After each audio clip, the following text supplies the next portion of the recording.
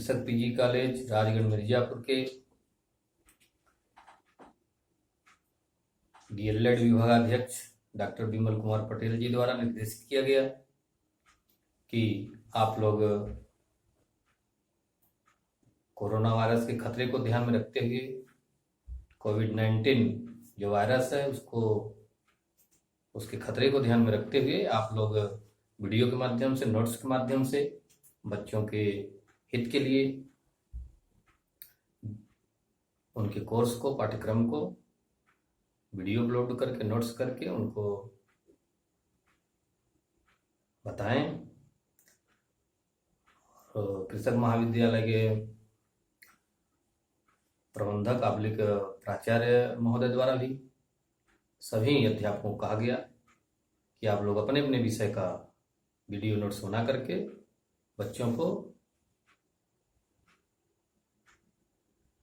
उनके पाठ्यक्रम को आप लोग जो है निर्देशित करें, बताएं, ताकि उनको क्लास लेने में, सीखने पूरे पाठ्यक्रम को कोई दिक्कत ना आए। इसको ध्यान में रखते हुए मैं रामेश्वर सिंह, डीएलएड विभाग संस्कृत विषय को बच्चों को उनके पाठ्यक्रम के हिसाब से हम शिक्षण कार्य के लिए वीडियो नोट्स के माध्यम से उनको बताने का कार्य करेंगे, पूरा प्रयास करेंगे, उनको समझ में आ जाए।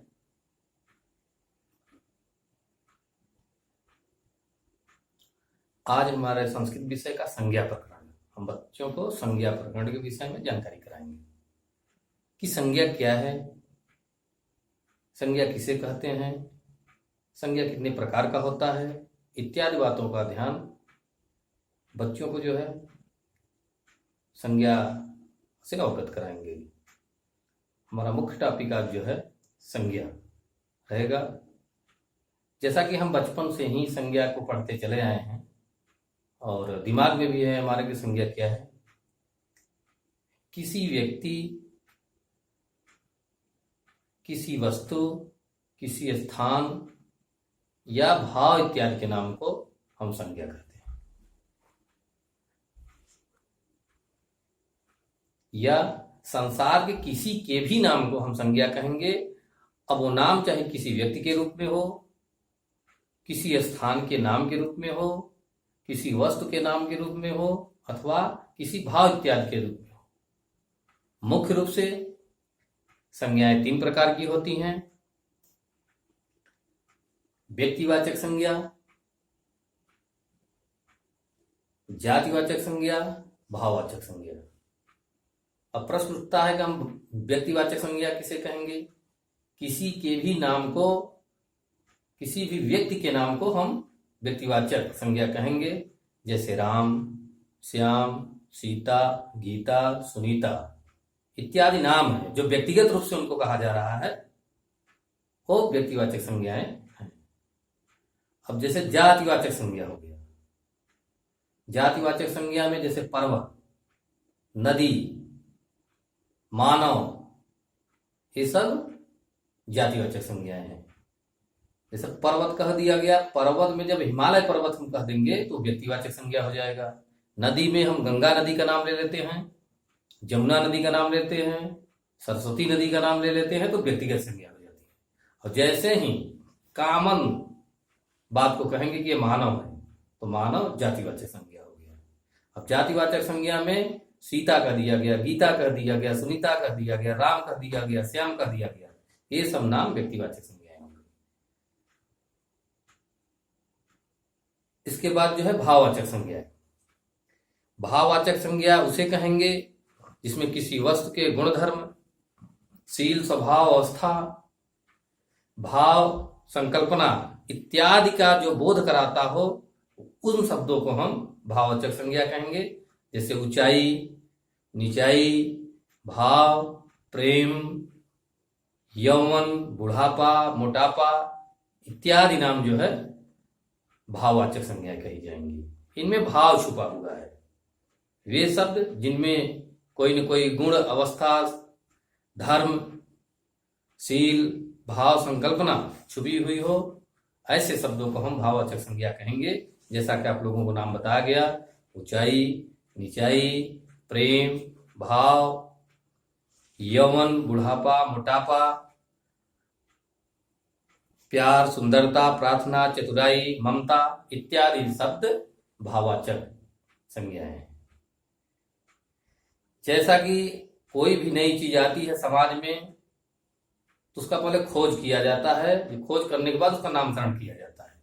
जितने भी वस्तु आए हैं उसके पूर्व में उसका नाम न हो, उसके बाद कोई न कोई संज्ञाएं दी जाती है, नामकरण किया जाता है। तो नामकरण चाहे किसी व्यक्ति का हो, चाहे किसी वस्तु का है, चाहे किसी स्थान का हो, वो सभी संज्ञा है। संज्ञा मुख्यतः 3 प्रकार का होता है। पहला व्यक्तिवाचक संज्ञा, दूसरा जातिवाचक संज्ञा, तीसरा भाववाचक संज्ञा। जो जातिवाचक संज्ञा प्रकार है, तो जातिवाचक संज्ञा में उसके 2 उपभेद हैं। उपभेद में पहला है समूहवाचक संज्ञा। समूहवाचक संज्ञा का मतलब है वे संज्ञाएं, ऐसे शब्द जो जिसका नाम लेते ही ये स्पष्ट हो जाए इसमें और मेंबर हैं और सदस्य हैं, समूह के रूप में और लोग हैं। जैसे कक्षा, कक्षा से स्पष्ट हो जाता है कि एक कक्षा में कई विद्यार्थी रहते हैं, कई विद्यार्थियों के एक समूह है जिसे हम कक्षा कहते हैं। सेना, कई सेना का कई सदस्यों से मिलकर के एक सेना होता है जिसमें कई संख्याएं होती हैं, तो भी समूहवाचक संज्ञा है। टीम, जिससे क्लियर होता है कि एक टीम में कई खिलाड़ी होते हैं, एक टीम में कई मेंबर्स होते हैं, ये समूहवाचक संज्ञा है। मेला, मेला कह दिया गया, मेला कहने से ही, एक मेला शब्द कहने से ही क्लियर हो जाता है मेला में बहुत से लोग होते हैं। तो इन शब्दों को हम समूहवाचक संज्ञा की दर्जा दे देते हैं। एक द्रव्यवाचक संज्ञा है। द्रव्यवाचक संज्ञा में कुछ ऐसे शब्द हैं जिसको द्रव्य पदार्थों के नाम को हम संज्ञा कहते हैं, जैसे स्टील, लोहा, पीतल, प्लास्टिक, सोना, चांदी, जो कि द्रव्य है, जिसमें मापा तोला जाता है। इस तरह की संज्ञाओं को हम द्रव्यवाचक संज्ञाएं कहते हैं। तो आज हम आप लोगों को यही बताना चाह रहे थे संज्ञाएं क्या हैं। संसार के किसी के भी नाम को हम संज्ञा कहते हैं, चाहे वह किसी व्यक्ति के नाम के रूप में हो, किसी वस्तु के नाम के रूप में हो, किसी स्थान के नाम के रूप में हो, जैसे मिर्जापुर, सोनभद्र, राजगढ़, बघौड़ा, ददरा इत्यादि नाम जो है स्थानवाचक संज्ञा है। नाम जैसे ही ले लिया गया तो उनको कोई व्यक्तिवाचक संज्ञा हो गई, ये व्यक्तिवाचक संज्ञा है स्थान के रूप में। और किसी नाम के रूप में हो गया तो वो भी व्यक्तिगत है, उनका नामकरण कर दिया गया, राम, श्याम, सीता, गीता, सुनीता, रीता। मानव कह दिया गया तो जातिवाचक संज्ञा है। मानव में जब हम किसी का नाम पर्टिकुलर ले लेते हैं, व्यक्तिगत रूप से ले लेते हैं, तो व्यक्तिवाचक संज्ञा है। पर्वत हो गया, ये जातिवाचक है। पर्वत में यदि हम हिमालय का नाम ले लिए, विंध्याचल का नाम ले लिए, तो व्यक्तिगत संज्ञा हो गई। सतपुड़ा का ले लिए, व्यक्तिगत संज्ञा हो गई। और जब तक हम पर्वत कहते रहेंगे तो जातिवाचक है, जब तक हम नदी कहते रहेंगे वो जातिवाचक है। जब हम व्यक्तिगत रूप से किसी नदी का नाम ले लेंगे तो व्यक्तिवाचक संज्ञा हो जाएगी, जैसे गंगा, जैसे यमुना, जैसे सरस्वती। इस तरह से मैं आप लोगों को आज संज्ञा के विषय में कुछ सिखाने का प्रयास किया, और इसमें जो कोई कमी लगे आप लोग कमेंट के माध्यम से हमसे पुनः जानकारी ले सकते हैं कि संज्ञाएं क्या है, हमको यहाँ दोष हो रहा है, हमको यहाँ दिक्कत हो रही है। हम पुनः स्पष्ट करने का पूरा प्रयास करेंगे कि आप लोगों को संज्ञाएं समझ में आ जाए। इसी के साथ मैं आप लोगों को संज्ञा प्रकरण की जानकारी देते हुए अपने वाणी को विराम देता हूं। जय हिंद, जय भारत।